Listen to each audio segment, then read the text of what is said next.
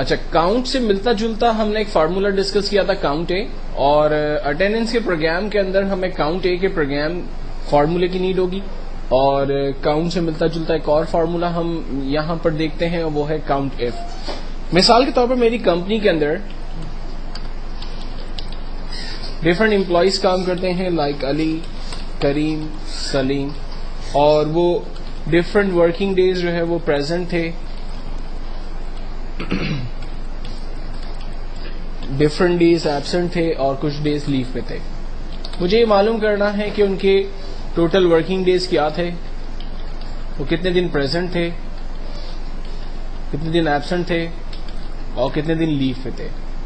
तो working day का जो हमारा फार्मूला है वो है इक्वल्स टू काउंट ए, क्योंकि काउंट ए ही एक ऐसा फार्मूला है जो कि बेसिकली हमारे टैक्स वैल्यू की गिनती करता है। तो हमने इक्वल्स टू काउंट ए लिखा, ब्रैकेट ओपन, तमाम वैल्यूज को हमने रेंज में दे दिया, फाइनली हम एंटर करते हैं। काउंट ए ने बताया कि टोटल 5 वर्किंग डेज थे। अब मैं सेम फार्मूला या तो दोबारा टाइप करूं हर एक के लिए, या फिर शुरू में मैंने आपको सिखाया था कि आप एक दफा फार्मूला लिखें और ड्रैग कर दें, ऑटोमेटिकली सबके आंसर्स आ जाएंगे। अब प्रेजेंट के लिए जो फार्मूला हम लोग यूज करेंगे वो है काउंट एफ। एफ का मतलब होता है अगर, गिनती करे, अगर कौन सी वैल्यू की गिनती करे, ब्रैकेट ओपन। सबसे पहले कहता है रेंज बनाइए, यानी आप अपने डाटा की रेंज बनाइए। अली के हमने तमाम डाटा की रेंज बना ली।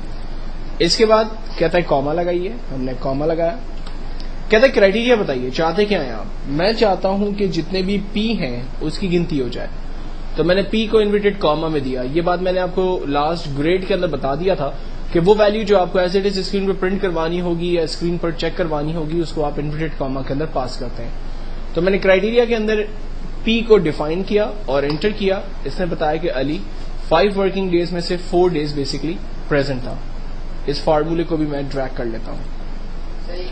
Absent equals to count if, bracket open, range बनाने को कह रहा है, हमने अली के दोबारा तमाम वैल्यूज को रेंज में ले लिया, कॉमा, कॉमा के बाद कह रहा है क्राइटेरिया बताइए, चाहते क्या हैं आप। मैं चाहता हूं ए की गिनती करें, एंटर। उसने बताया कि अली टोटल 1 दिन एब्सेंट था। सेम फार्मूला लीव के लिए इस्तेमाल हो रहा है, equals to count if, bracket open, तमाम वैल्यूज की अली की वैल्यूज को रेंज में लिया, कॉमा, कहता है क्राइटेरिया बताइए। क्राइटेरिया में मैं लीव वाली तमाम वैल्यूज को रेंज में लेना चाह रहा हूं, सो मैंने लीव की तमाम वैल्यू, लीव को इन्वर्टेड कॉमा में पास किया, एंटर किया, आंसर आ गया 0। और इसको ड्रैग करते हैं, तमाम वैल्यूज हमारे पास ऑटोमेटिकली जनरेट होती है। तो एक्चुअल में इससे हमें पता चला कि end of the day, for example company के अंदर अगर 24 या 26 वर्किंग डेज है, तो एंड ऑफ द डे जब attendance sheet for example regional office submit हो रही है या हेड ऑफिस सबमिट हो रही है, अकाउंट्स डिपार्टमेंट में सबमिट हो रही है, तो कंप्यूटराइज तरीके से ये सारा काम हो सकता है। वर्किंग डेज खुद ब खुद जनरेट हो गए, कितने वर्किंग डेज थे, कितने दिन एम्प्लॉय प्रेजेंट था, कितने दिन एब्सेंट था, कितने दिन वो लीव पे था। और अगर यही फॉर्मूला डेली बेसिस पे लगाना हो, फॉर एग्जाम्पल एक कंपनी के अंदर जो है वो 100+ एम्प्लॉयज काम करते हैं, और कंपनी ये देखना चाहती है कि आज 100 एम्प्लॉय में से कितने एम्प्लॉय प्रेजेंट है, कितने एब्सेंट है, क्योंकि 100 के 100 तो आमतौर पे ऐसा होता नहीं है कि सारे के सारे प्रेजेंट हो जाए, शायद एक आध कोई रेगुलरली एब्सेंट कोई ना कोई तो रहता ही है। तो अगर आपको यही काम डेली बेसिस पे करना हो तो फार्मूला वही इस्तेमाल होगा, count if, bracket open, range बनाई, कॉमा, क्राइटेरिया में प्रेजेंट की गिनती करें। आज 2 लोग प्रेजेंट है, absent, leave, equals to count if, bracket open, range बनाई, कॉमा, एब्सेंट वालों की गिनती करें।